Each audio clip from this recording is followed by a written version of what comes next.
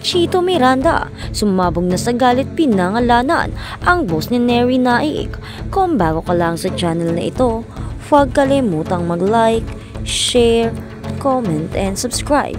At huwag kalimutang pindutin ang notification bell icon para maging updated ka sa bawat upload nating video. Isang nakakagulat na pahayag ang ibinahagi ni Chito Miranda, lead vocalist ng bandang Parokya ni Edgar, nang magbigay siya ng galit na reaksyon sa isang issue na kinasasangkutan ng kanyang asawa, ang actress at negosyo woman na si Neri Naik. Sa kanyang social media post, hindi na itago ni Chito ang kanyang pagkabigo at inis matapos niyang i-reveal ang pangalan ng isang tao na ayon sa kanya ay may kinalaman sa isang controversial na insidente na nagdulot ng stress at sakit kay Neri. Chito Miranda, hindi ko na kaya.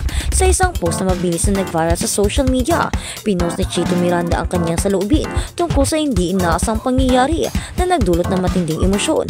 Ayon kay Chito, nagkaroon ng hindi pagkakaunawaan si Neri Naik at isang boss ng kanyang negosyo at ito ay nagbunsod ng pagkakabahala kay Chito. Hindi na nakapagpigil ang singer at binanggit niya ang pangalan ng boss sa kanyang post. Kung ikaw ang pagpapahirap sa asawa ko, huwag mo nang asahan naman na nahimik ako. I'm sick of this. Pinalakas pa ng isang tao ang issue, ani ni Chito sa kanyang social media post. Habang binabasa ang pahayag, hindi maitago ang galit ni Chito na tila labis na nasaktan at nanghina sa nangyayaring sitwasyon. Ipinagmamalaki ko si Neri at hindi ko hahayaang may magtapak-tapak sa kanya. Dagdag pa ng singer, si Neri Naik ay asawa ni Chito, ay isang actress na nag-transition sa pagiging isang successful businesswoman. Kabilang sa mga negosyo ni Neri ay isang successful na online store, pati na rin ang iba pang mga investment na nagpapakita ng kanyang sipag at dedikasyon. Ang kanyang negosyo ay tila naging target ng ilang issue na nagsimula sa isang hindi pagkakaunawaan at ito na nga ang naging sanhi ng tensyon sa pamilya Miranda. Ayon sa ilang mga reports, may kinalaman ang isang hindi magandang karanasan sa negosyo na ikinabahala ni Neri. Bagamat tahimik siya tungkol sa issue, pinili niyang magbigay ng hindi magbigay ng pahayag at hayaan na lamang ang lahat ng umusad ng tahimik. Ngunit ayon kay Chito, hindi siya nakatiis na hindi magsalita at ipagtanggol ang kanyang asawa. Ang pagpoprotesta ni Chito Miranda ay hindi lamang dahil sa kanyang personal na nararamdaman, kundi dahil sa nangyaring malasakit kay Neri. Sinabi ni Chito na ang nangyari ay nagdulot ng stress at emosyonal na panghihina kay Neri, kaya't hindi niya kayang makita ang asawa na pinagdudahan at nilalait. Kahit na anong mangyari, hindi ko kakayaan na mawala ng dignidad ang asawa ko. Hindi ko kailanman papayagang maging mahina siya, ani pa ni Chito sa isang live video habang siya emosyonal. Ang pagiging protective ni Chito sa kanyang asawa ay isang patunay ng kanilang matibay na relasyon sa mga social media followers at mga fans. Makikita ang solid na suporta na ibinibigay ni Chito kay Neri at maraming netizens ang nabigay ng kanilang saloobin at pagsuporta. Ang totoong lalaki, ipinaglalaban ang asawa nila. Si Chito hindi niya kayang manahimik, sabi ng isang fan.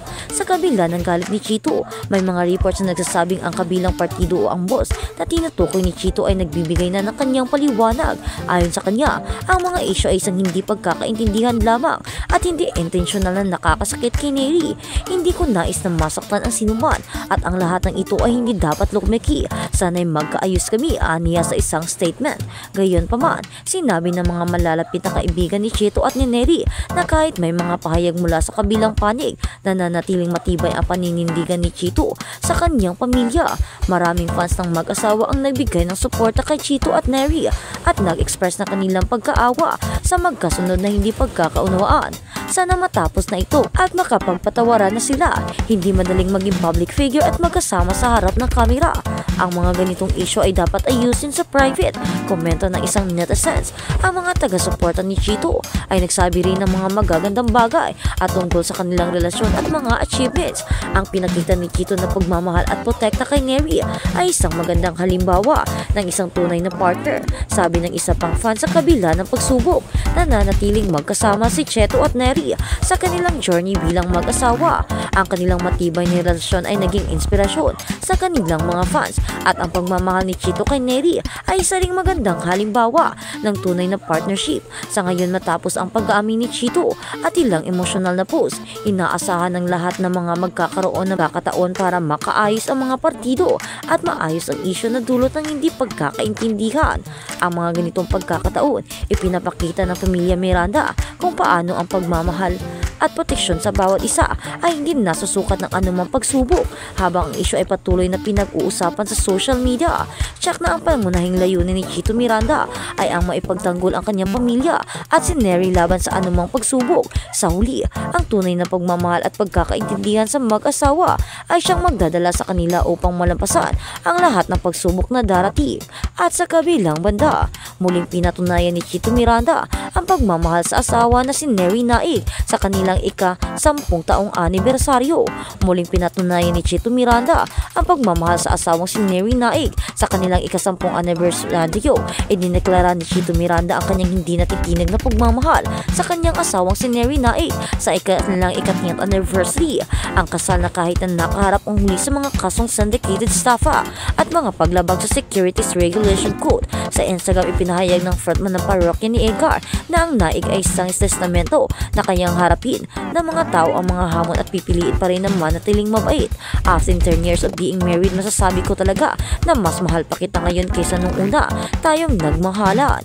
Sobrang magpapasalamat ako kay God at nagpapasalamat dahil blinas niya ako with someone as wonderful and as loving and as sweet as you.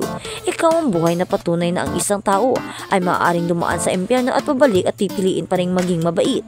Isinulat niyang nangako si Miranda na maging matatag sa presensya para sa kanyang asawa sa mga pag-aalsa. Sobrang blessed ng mga anak natin to have you as your mom and to have you as my wife. Sobrang swerte ako and to have you in my life, and I have never been happier. I will always take care of you, protect you, and will always love you hanggang tumanda tayo. Lagi kitang makakasama sa hirap at ginhawa, mabuti sa masama, sa mas mayaman at sa mas mahirap, sa sakit at kalusugan hanggang kamatayan ang maghiwalay sa ating dalawa. Pagtatapos niya sa kanyang post, noong nakarang buwan ay sinaig ay naristo at ikinulong sa Pasay City Jail Female Dormitory para sa mga kaso ng estafa na nagmula sa kanyang naunang pag-iendorso sa isang embattled dermatological company.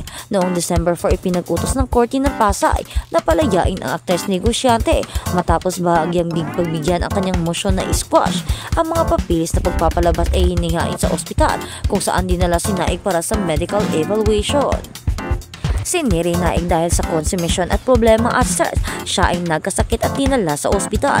Kaya ito ang naging trigger ni Chito. Kaya siya nagalit dahil nagkasakit ang kanyang asawa ng dahil lang sa mga walang kwentang bagay, dahil na lang sa mga pagbibintang na walang makakatuhanan, dahil sa hindi pagkakaintindihan na kulong ang kanyang asawa.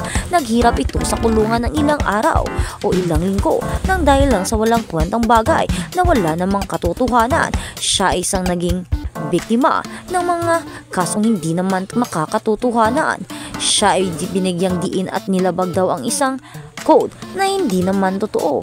Wala naman siyang nilabag. Siya ay napagbintangan lamang at ginawa ng issue para lamang gantihan dahil meron nga daw siyang nakaaway ang kanyang boss sa isang negosyo. Ito ay investment na kanyang sinalian at hindi namin alam kung ano ang kanilang hindi pagkakaintindihan dahil hindi naman sinabi. Sadyang sinabi lang ni Chito na sinong tao ito ang kanyang kagalit ng kanyang asawa, pero ang issue tungkol sa naging nangyari ay hindi naman sinasabi. Kaya abangan na lang natin ang susunod na update ni Chito.